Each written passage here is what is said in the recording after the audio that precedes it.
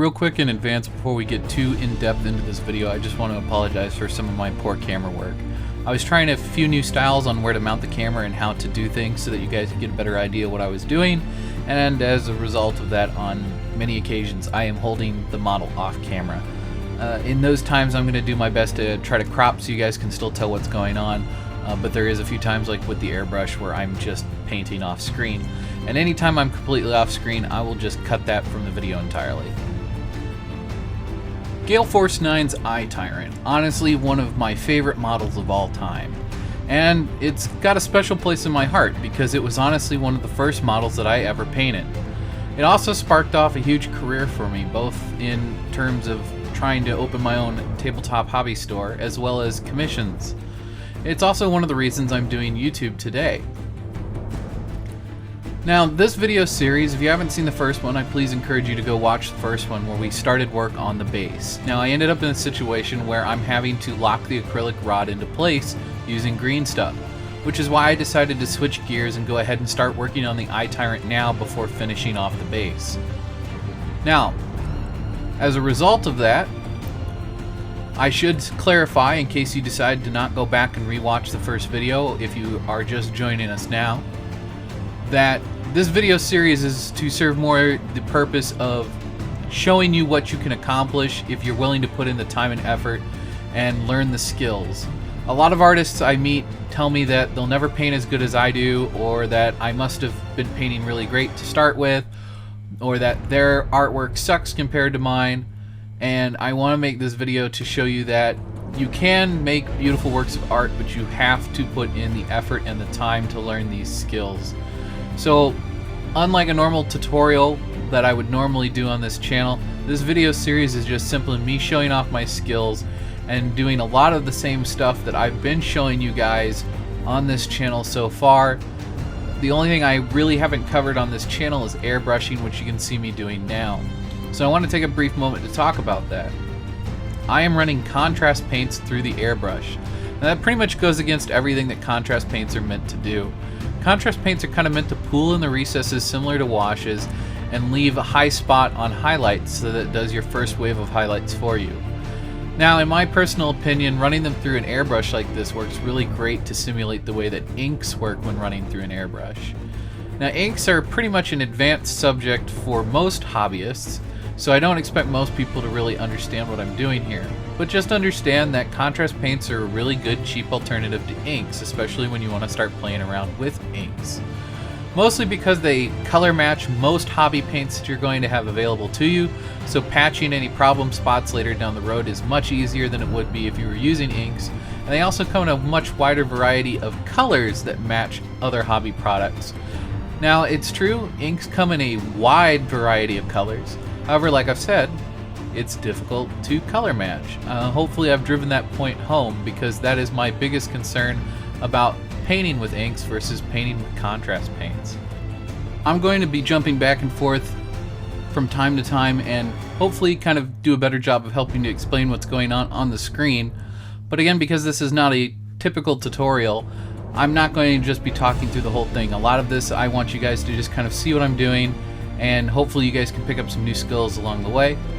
A lot of what I'm doing will eventually cover at some point in depth on this channel as its own tutorial, so don't feel like this is something that I'm just never going to talk about and it'll always be a skill held to me. Eventually I do plan to teach you everything that I know on this channel. But for now, please just bear with me. Anytime I use a color, I try to always show it on camera, either at the beginning of the process of using that color or at least during the process of using that color, again, so you guys know what's going on.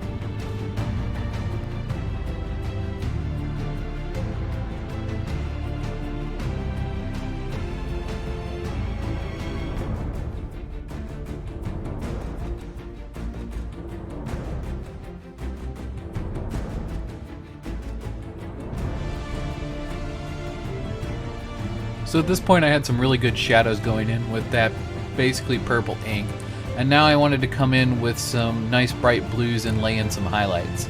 And I ended up getting a bit more overspray than I intended on the main upper portion of the carapace, which is why you'll eventually see that I just kind of cover that whole section in a much brighter blue. However, I am picking a very specific direction that I am spraying from, so that I am able to keep that original blue as the shading later on down in the paint job. So as you go farther into this video, you'll notice that a lot of that original blue is still there. It just becomes our shadows because I've used this highlight stage and just kind of covered the majority of the carapace to try to hide a mistake. Now, this is a relatively smart way of hiding mistakes. Another way that I could have done things is if I had been spraying with a color as opposed to a contrast. What I mean by a color is any normal paint pigment. I could have just gone back in with that original color and covered it up, but because of the way that contrast paints work, the amount of paint that it would have taken to fix that mistake would not have been worth it, which is why I've just kind of gone in and covered everything back up with that brighter blue. And again, like I said, I'm picking very specific ways to hit the model from in order to try to blend all those colors together, and later on you'll even see me hit it with a bit of a dark blue wash, which I watered down on the model to do wet blending between water and wash in order to blend all the colors back together.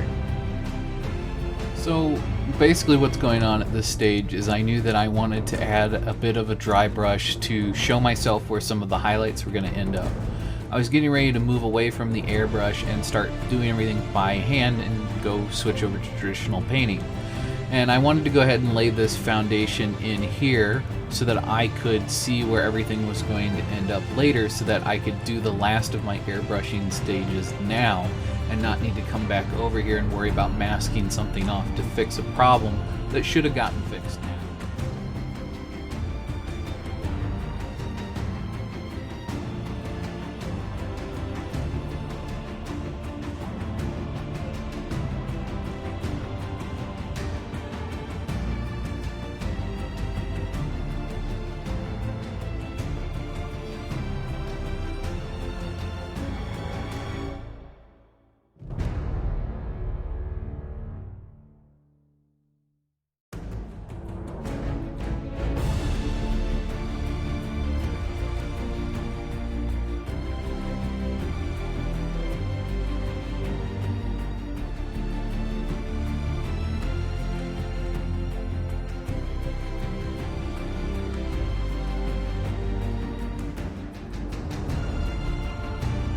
Now, unfortunately, this sample was just sent to me when I ordered a model from Reaper, but I believe it's like a sky blue color.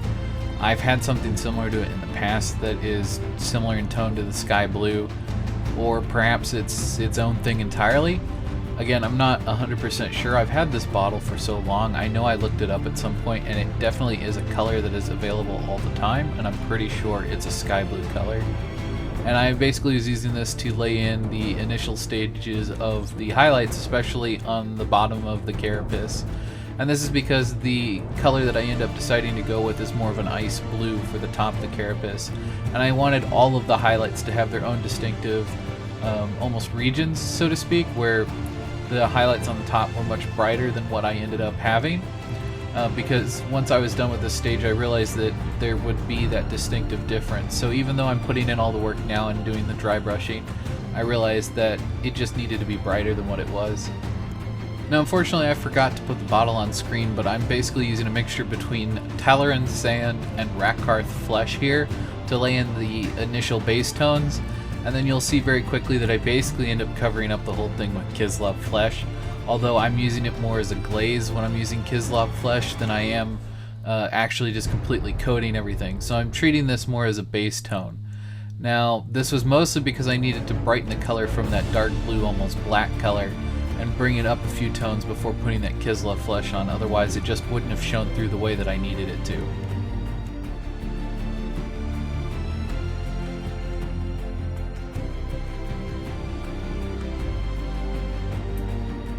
Now, for some reason, I decided to start painting the teeth here, and for whatever reason, I was on photo mode, so when I clicked the button to record, I did record. Now, I caught this pretty quick, and basically what I decided to do was I was just going to record myself painting the bottom jaw.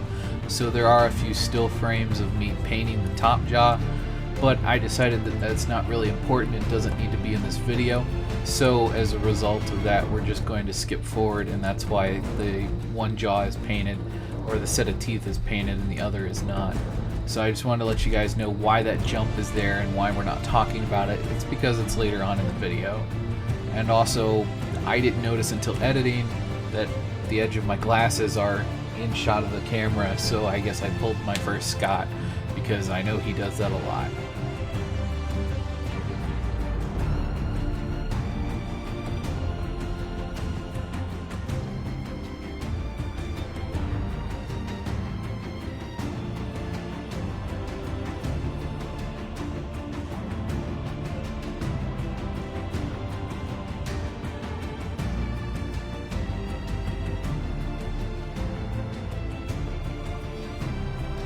Now, for one reason or another, I decided that this model needed a bit more color in his derriere, and for some reason my brain went, you know what's a good color? Yanderin yellow contrast paint. So that's what's going on. I was trying to add a touch of orange, and this is more of a yellow-orange, and as a result of that, you can see that it just kind of destroys things. It really doesn't look good. However, I was able to recover things by a mixture of wet blending and dry brushing on the original colors that I used to paint the derriere in the first place. And as you will see, the orange in the recesses actually ends up being quite a nice little recessed highlight, I guess is what we're going to call it. Basically, it adds just enough color to the shadows where I really actually enjoyed how it turned out. And I actually leave that yellowy orange color on the bottom of the jaw there, like what you see me doing now.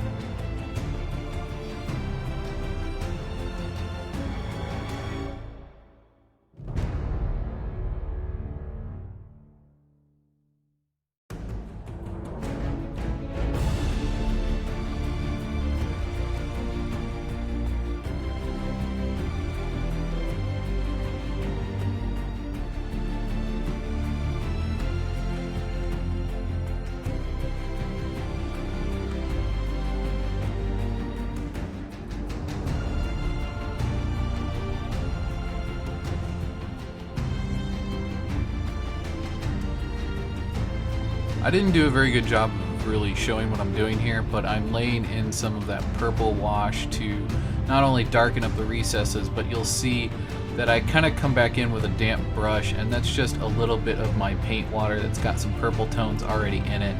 And it's literally just paint water. It's what I've been using to wash out my brush with, which just has purple in it. And I'm kind of wet blending with water in that purple tone and blending the colors back out. And later you'll see me do the same thing again with a blue tone, where I'm blending the blue with some paint water and I'm blending it back out onto the model. And this is just to get a good transition between where I want the extreme shadows to be and the extreme highlights of this model.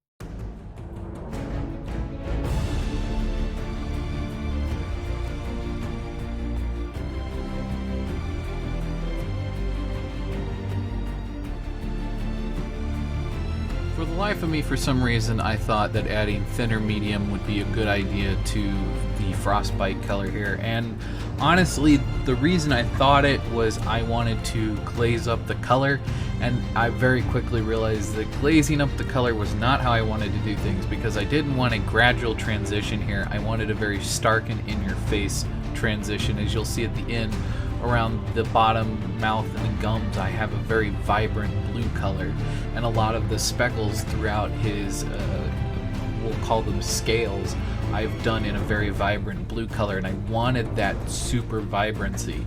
So even though I used thinner medium here, I very quickly abandoned that and just go straight with the frost blue.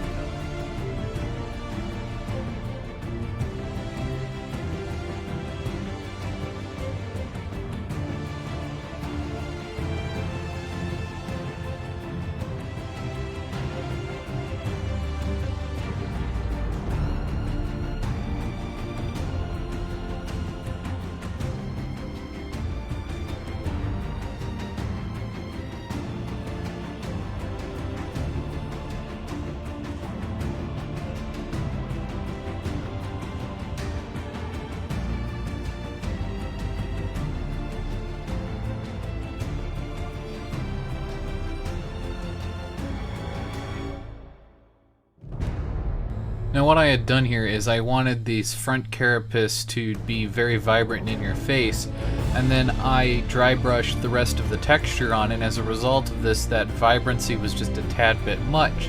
So what I do, as I've been saying before, this is that stage where I add the blue wash in and then fade it in using water. So basically I'm using the blue wash so that it is at its thickest moment in the front of the carapace, where it will blend in with all these blue tones really well, and then as it meets where I've done all the dry brushing, that's where I fade it out into the rest of the model.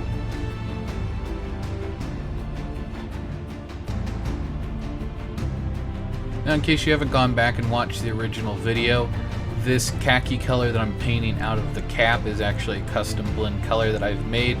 It's not its pure khaki that it started as, but it's very close to the Screaming Skull color that I would typically use for bone. And that's basically what I'm doing here, is I'm going in and I'm laying in my bone tones on both the teeth and all the spikes. I didn't really show that on camera as there's quite a few spikes, and you'll even notice that the two at the bottom of the jaw in the front there, I actually forgot until later on in the video.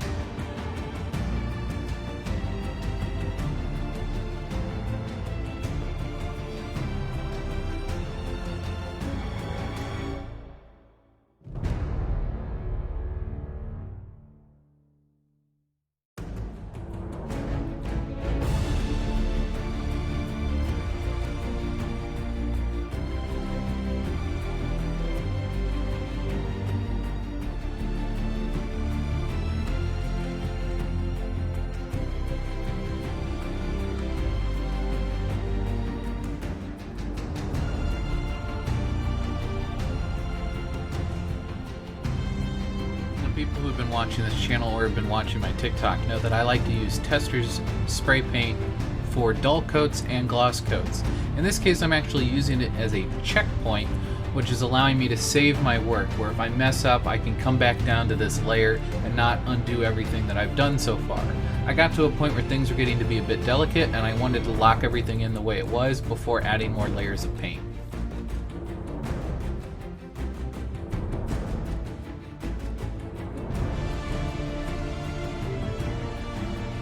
Now, because I'm a bit of an idiot, I didn't film this scene properly, and essentially what I was trying to show is that I'm using blood for the blood god, and I'm painting a very thin amount of cotton with blood for the blood god. And then I'm going to split it out as much as I can, and I'm basically going to lay it into its eyes to be the veins. And then I paint the very edges of its eyes with a bit more of that blood for the blood god, so it all kind of blends together. I've seen some people do this before. I know Scott from Miniature Maniac, who I've mentioned before in the video, has tried to do this, and They didn't like how it turned out, however, I actually really like how it turned out on my model, and on bigger models with larger eyes, I think I'm going to continue to do this because it allows me to get some very interesting textures going on in the eyes that I normally wouldn't be able to do, and the slight bleed effect between the gloss coat and the not completely dried Blood for the Blood God really kind of sells the illusion that these are actual veins in its eyes, and I actually really like it.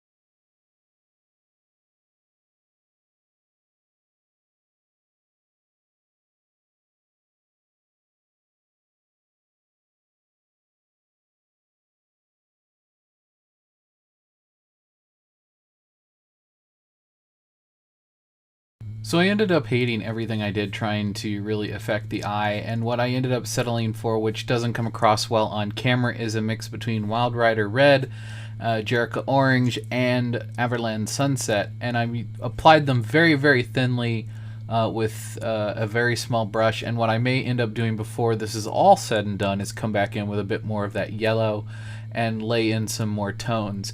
I really didn't like the way that it looks on the eye, but when it's all said and done, it is a very decent looking eye in my opinion, considering the size of the model.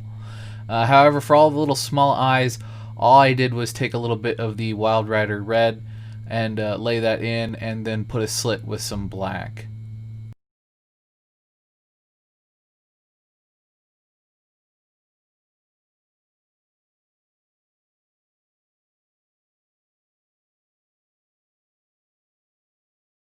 And there you have it, guys. This is where we're at. This is the final product for today. I do plan on making some changes, especially once we start adding weathering pigments and powders and things, but I'm going to have to wait until everything is 100% together before we take it to that stage. I hope you guys have enjoyed this video. I know it's so much different from anything we've really ever posted before, but I really enjoyed getting to paint this miniature. I hope you guys have enjoyed watching it. Until next time, I really appreciate all the love and support that you guys have shown this channel. If you like this video, please leave a like. It lets me know that you want to see more stuff like this. And if you have any suggestions, please leave them in the comments below. As always, I hope your pile of shame never runs empty, and I hope your display case is always overfull.